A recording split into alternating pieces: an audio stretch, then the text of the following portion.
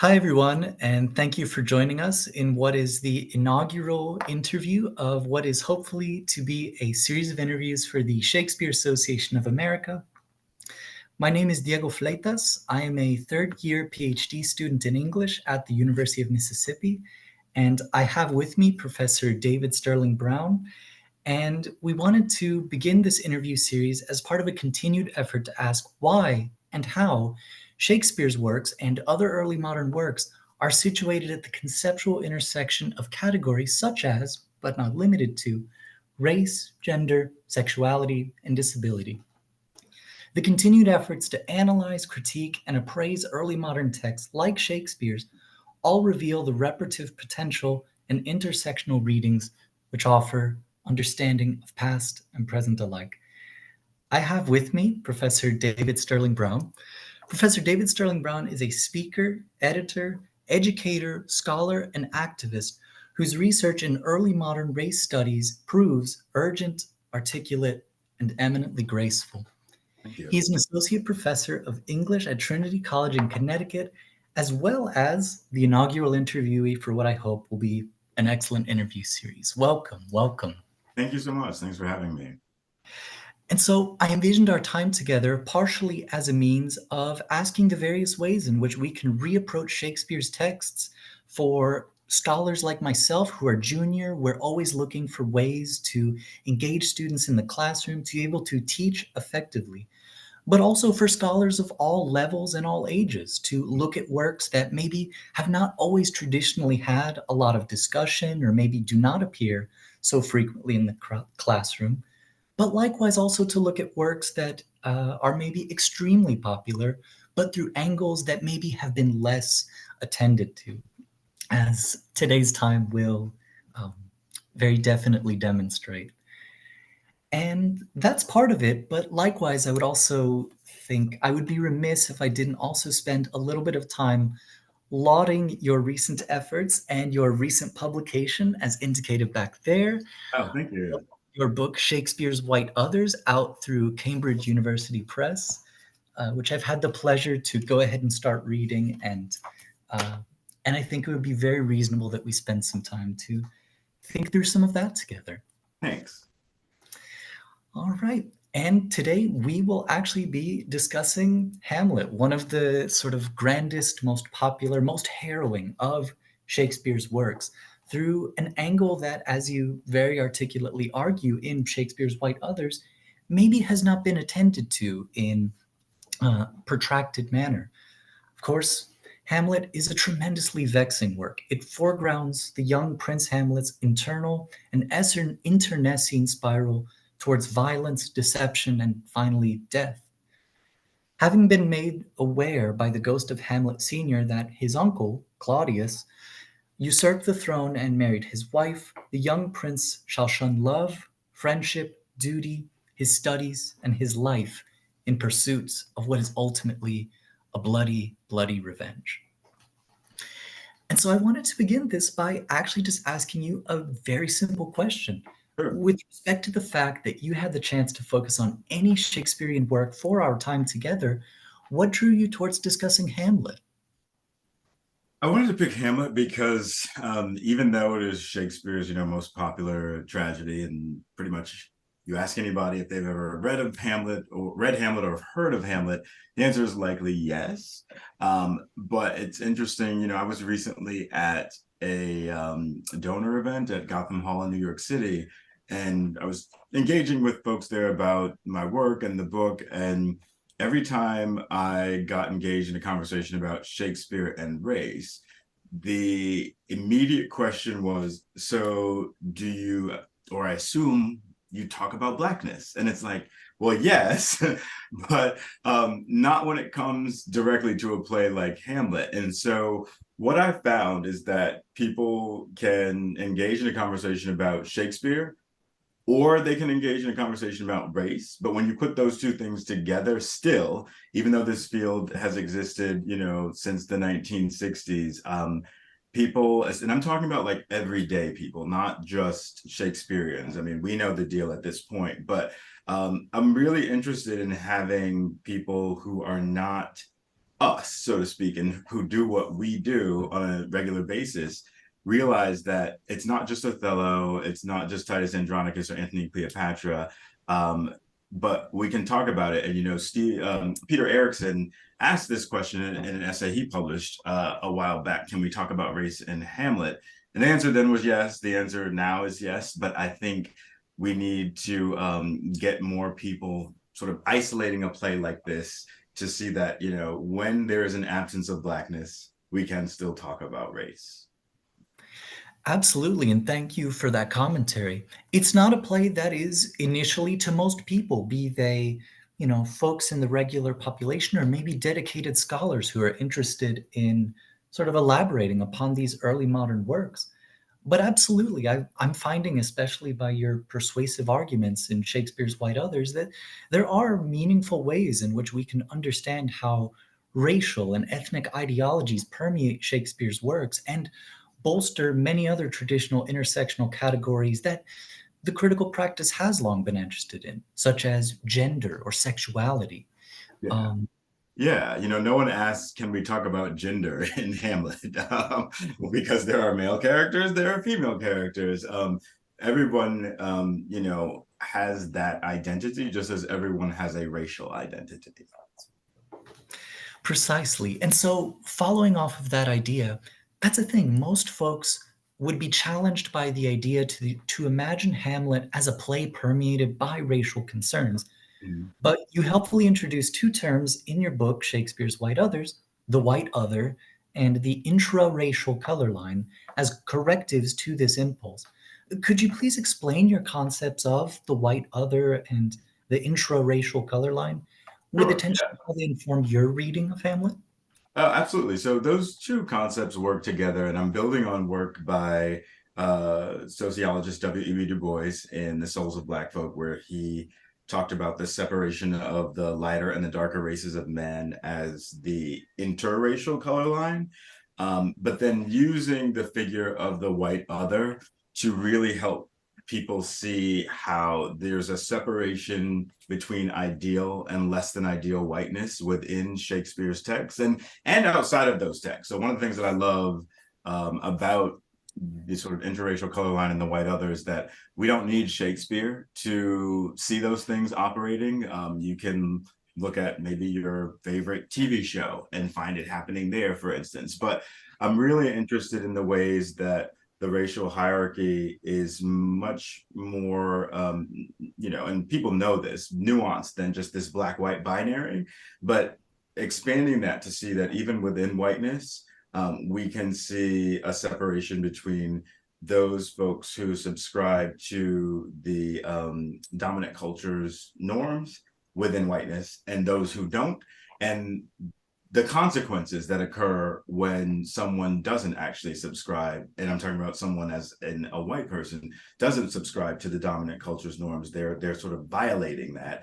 And as a result, in these texts like Shakespeare's and like Hamlet, they have to be dealt with. And so when I look at Hamlet, I think of him as certainly a less than ideal white man in the play. There's a lot happening there with respect to I don't know even how he manifests as a sort of quote unquote masculine or less than ideal masculine figure, for instance. But at the very start of the play, we can even just see the comparison between him and his father, right? Old Hamlet, the deceased Hamlet, who is referred to as valiant and majestic. All of these terms that sort of connote a sense of his ideal masculinity within this both royal but also patriarchal world in which he exists. We never get those terms in reference to Hamlet, who even self-identifies as an ass, and also refers to himself, as a whore, and makes a lot of gendered comparisons between himself and women, very much contrasting with the father figure, who I won't talk about just yet, but father figure who more so aligns with like young Fortinbras at the play's end, for instance. Absolutely, yeah. The idea that his father, King Hamlet, is introduced as that fair in warlike form, Yeah. that already brings to mind this, of course, very very prevalent idea within Shakespeare of fair and foul as being antithetical, as being morally antithetical, but also, of course, as Kim Hall very adequately demonstrates, also being very heavily racially coded as well. So the Absolutely. idea that Hamlet can't live up to fair and warlike masculinity. Of course not, because he's this character who's too much in the sun. And what happens when, one is too much in the sun? There's a darkening of the skin. He's also this figure who enters the play wearing his inky cloak. So there's a lot happening around darkness and blackness that helps us understand, the devaluing of Hamlet's whiteness in the context of the play and even the beginning of the play. Absolutely, absolutely. And that being said, reading the idea of what you call Hamlet's blackened masculinity is also indebted to your readings of characters that can be racially identified as black in various different ways. You look at, for example, in your book, Aaron the Moor from Titus Andronicus, the Prince of Morocco from The Merchant of Venice, and Othello in the work of the same name. You propose that Prince Hamlet, in his clothing, in his depiction of blackened melancholy, and his emotional instability, can be related to those figures' presentations of blackened manhood. Yes. Could you please comment on how this assertion sort of permeates Hamlet's depictions of masculinity? Yeah, and I would even add to that list too, violence is incredibly important when we're thinking about this sort of lineage that I see or relationship between Hamlet, a white figure, and these black figures, as well as effeminacy.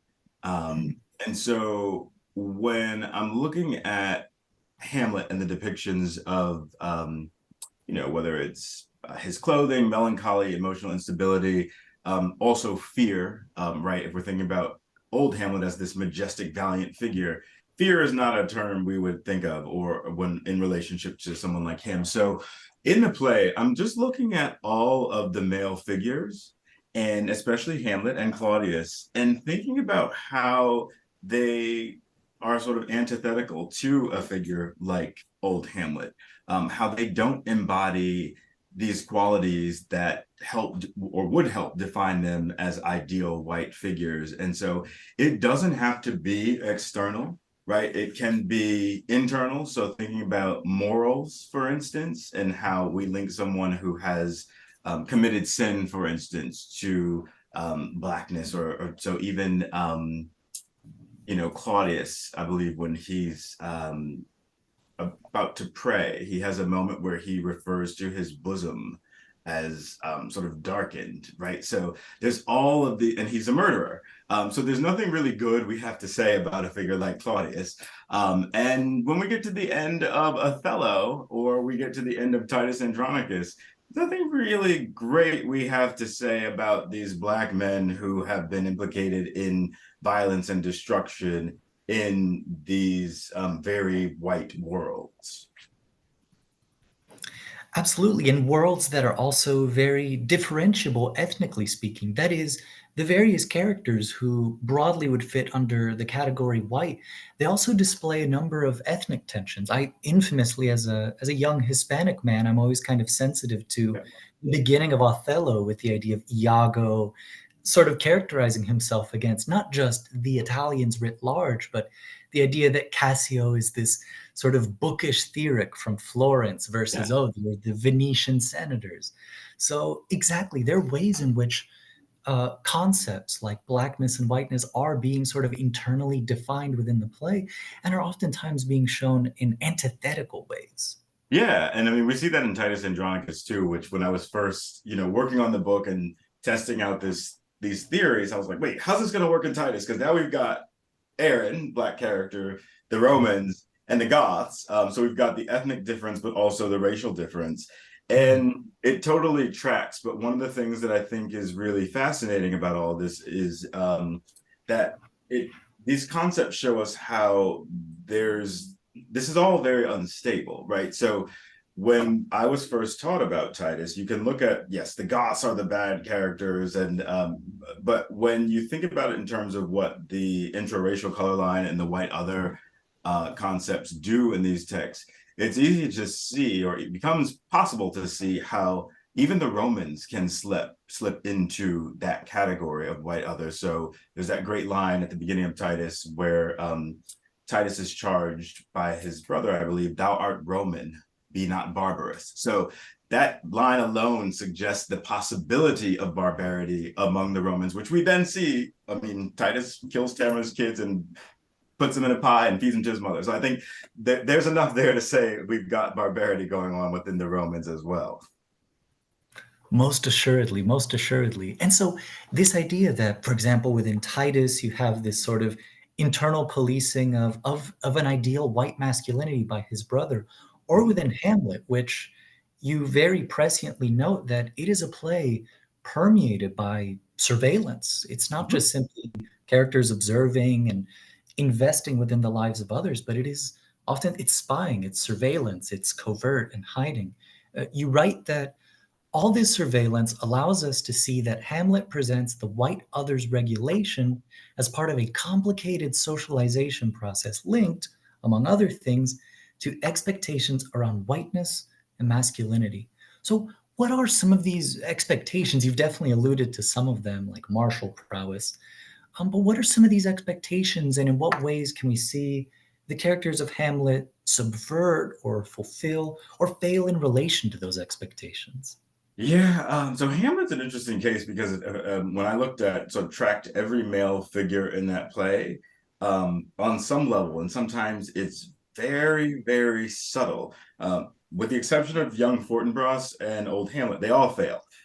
So it's a great play in that respect. And I think in the chapter, I kind of highlight all of the failures, whether that's again the men who are responsible for the watch being afraid, for instance. That's not something you'd expect from men who are again supposed to be securing the safety of this land, and they should be valiant as well, but there's something off there. And all of this happens after the death of old Hamlet. So there is no sort of ideal white figure as far as masculinity is concerned to serve as an example.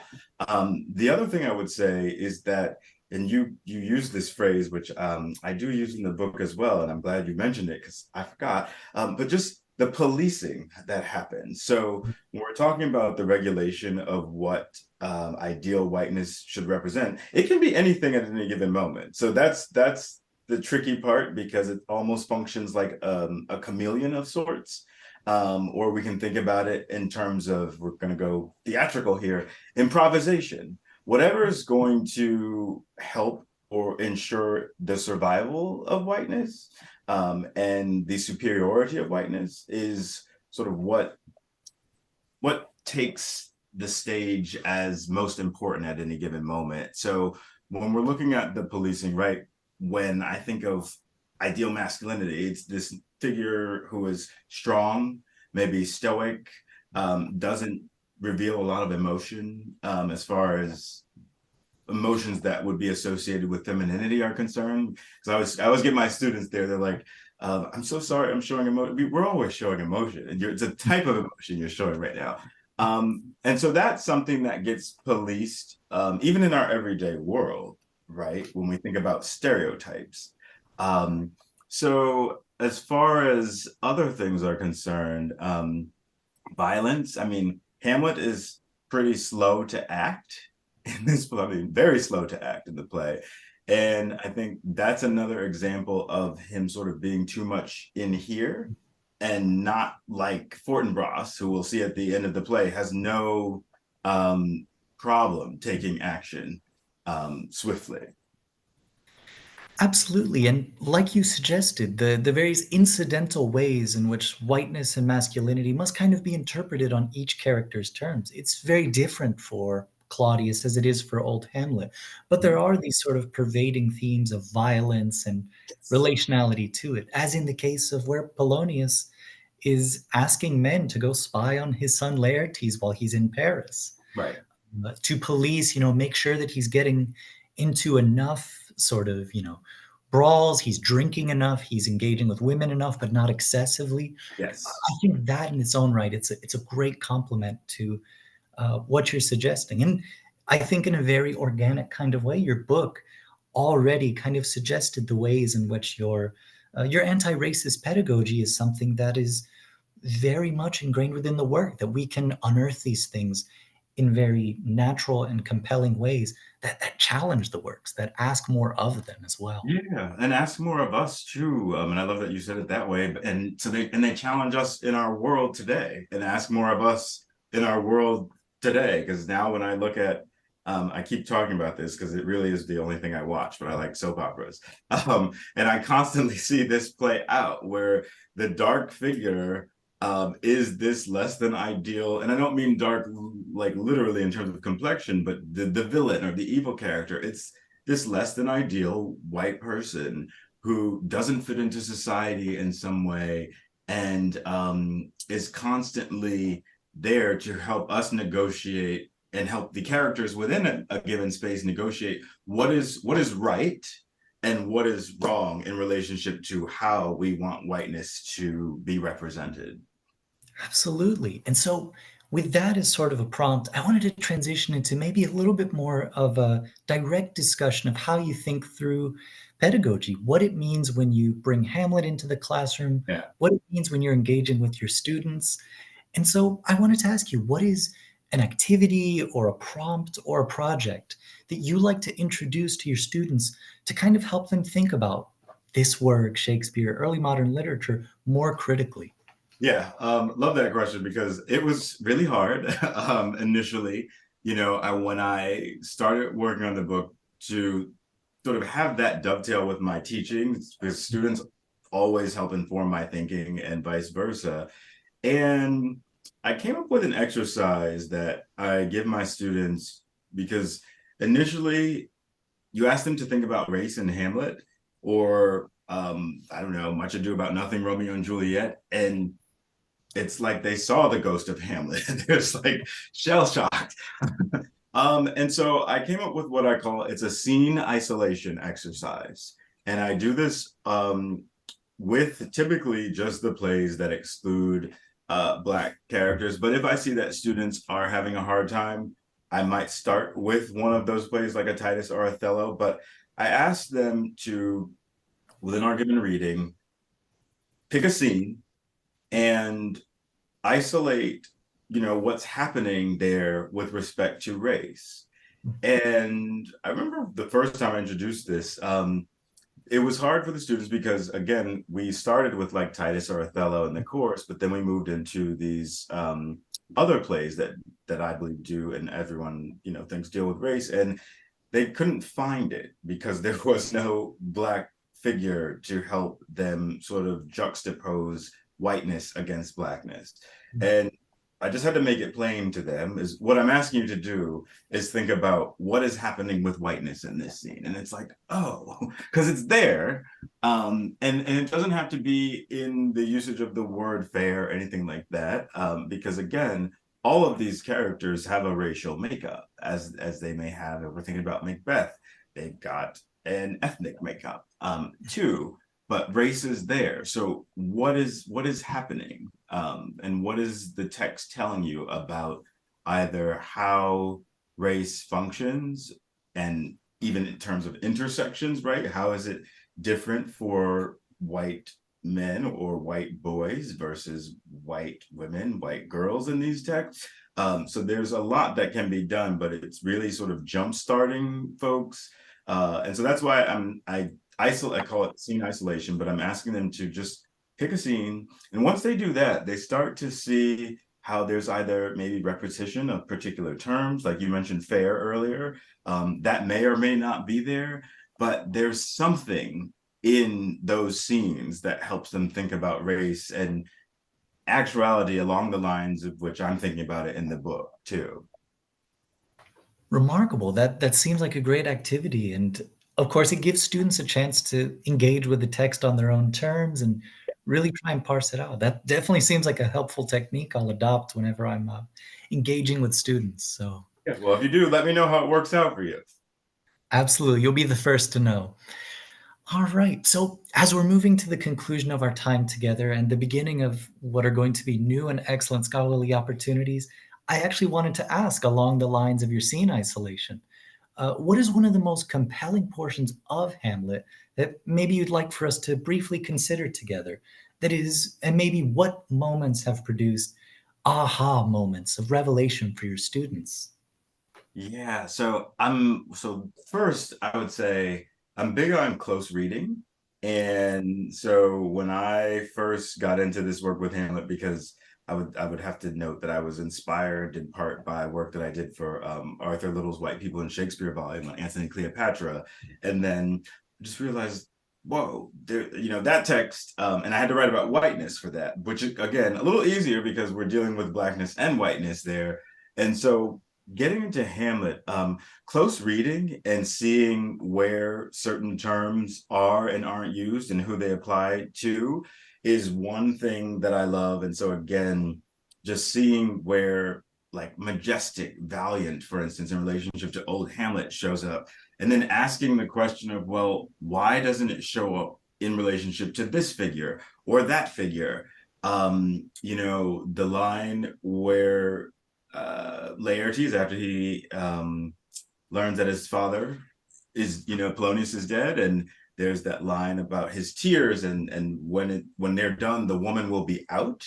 Um, so the fact that he has the woman in him says something about his masculinity, because again, we don't see that with old Hamlet. But what really stuck out to me and my students is how the play is kind of bookended by, I guess, on some level, I know it starts in medias res, but we've lost the king. So there's the exit of this majestic figure, this warlike figure, and then there is an entrance of Fortinbras at the end where we finally get to hear from him. And he is also a strong, sort of valiant figure. And those are the two moments. The first, the beginning of the play, the first scene, where we get that description from Horatio, and then the end of the play. And I like to highlight that because everything in between shows us just how messy this play is, both in terms of the intersections with respect to gender and race, um, but also it shows us how the idea or image of the white other and the interracial color line are functioning in the middle of all of that. Because we only really get clarity about white male masculinity at the beginning, or ideal white male masculinity at the beginning and at the end of the play. And so like this is what it's supposed to be. The play kind of shows us this is what happens in the absence of it, and then we get it back. And there's sort of a promise of stability that Fortinbras brings at the end of the play. And I just find that really fascinating. And also, um, you know, Gertrude's and Ophelia's presences as well contribute to this. They complicate things a little bit, but ultimately, what happens in these plays, and especially the tragedies, when the white other is there, it's a figure that has to be eradicated.